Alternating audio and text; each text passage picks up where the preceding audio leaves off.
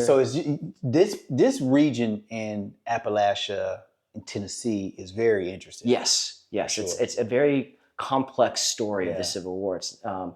And so with Mabry, it doesn't seem like he ever got any pushback. And in fact, by 1866, he's telling everybody he had always been a Union man.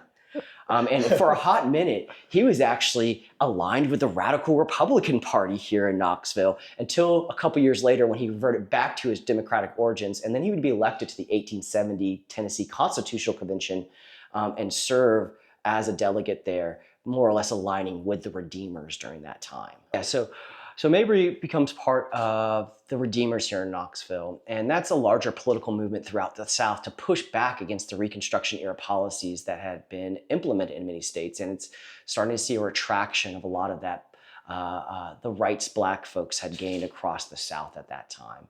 You'll see poll tax enacted. You'll see, I can't remember if Tennessee enacted a grandfather clause, but a lot of that is put into that third constitution. Now, is Joseph Mabry necessarily offering those amendments, offering those sort of policies? No, because he's always concerned with his pocketbook. And so his entire thing was working to try and get railroad investments and stocks and the support of the state, which become a problem later on because he will be given a bunch of money by the state to complete a railroad to Kentucky, but he'll never complete that railroad. Did he get out of Dodge before that, or did he pass? No, he got shot instead. Okay, got it. So we didn't. I didn't know that story. So we can go into that. But so we're going into this first room here. This is the formal parlor. Okay, formal parlor. So this and again, most of this stuff is about original. 95% of everything you're seeing is original to the house. Golly. Like in this room, for example, the only thing that's not original is this table here.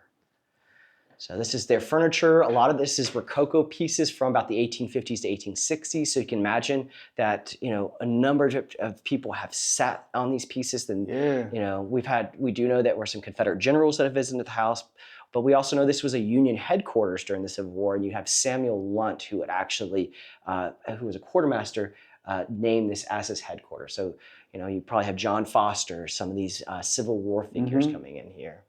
I mean, for this to be 90% original, man, I mean, like, that's pretty amazing. I've been in a lot of historic homes, and I mean a lot. And a lot of this stuff is, of course, time period piece, and people are, just cherry picking it from here and there, borrowing it from Peter to Rob Paul and everything else. But this is pretty amazing.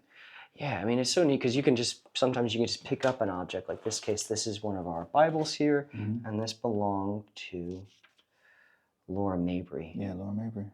1865, December. So this is December 25th. So Christmas Day. Yes, and then also in the state of Tennessee, that's when the Klan came into.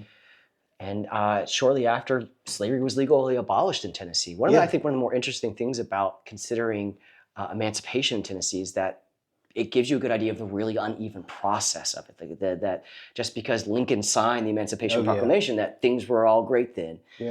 Because Tennessee was exempt.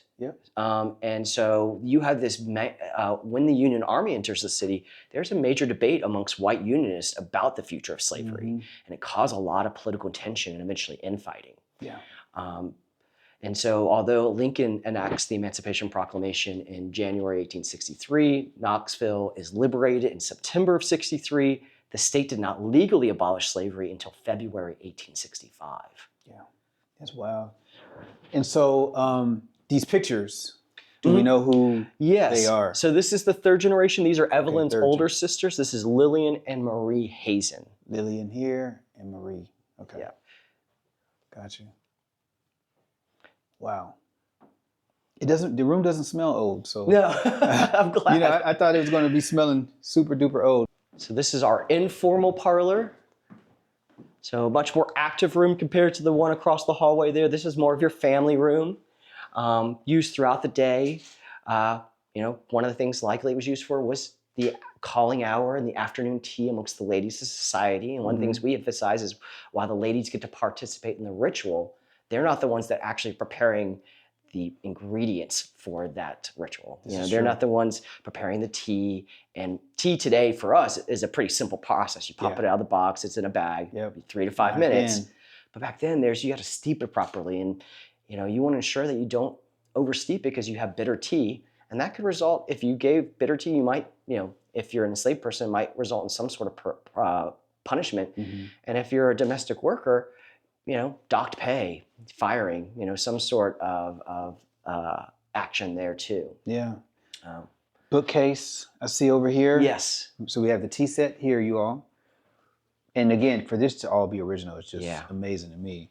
I think there was a house in New Orleans that I visited, and a lot of the stuff there, which of course New Orleans, they hold on to everything anyway, was original. But this is pretty impressive, to be honest with you.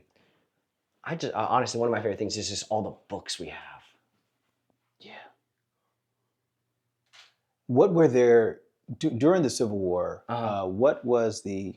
Oh, you got the Last of the Mohicans book. Yeah, we've got a couple different copies, and I think they're very early editions. Okay. So during the Civil War, in some of the writings, like in that journal, did she say anything in particular about the people that were here or anything like that? Unfortunately, that's just, we don't have any written source like that. So a lot of what we've been, initially what we started doing was just providing that contextual kind of story. Yeah. And then it's just been over research over the last few years that has really been able to individualize those stories more with more details. Okay. But it's, as much as I wish there were some, I've read a lot through Laura Mabry's letters, because she's the one that we actually have the most extant documents from. And you kind of hope for that just one little line in there. That's all you want, that one thing. And but unfortunately not so far. Much. Now, this is leading into the dining parlor. It's interesting to see how many formal rooms that folks had back then, right? Like, now you got this one, you may have one formal room now, right? Like, but then it just seems like these places were more sacred places, and only on certain occasions, obviously. That's a big thing we talk about with the kind of our discussion of the social dynamics of the house. Like, for one, these rooms have very specific purposes. Like the formal parlor, for example, that's only for new acquaintances. That's for dignitaries. The dining parlor here is it's a fascinating room because before I was a historian, I was a chef. Okay. And so this is one of my favorite rooms. We're getting here and talk about food culture, about dining experiences. But this is also a really great room to understand the kind of divisions within the household. Okay.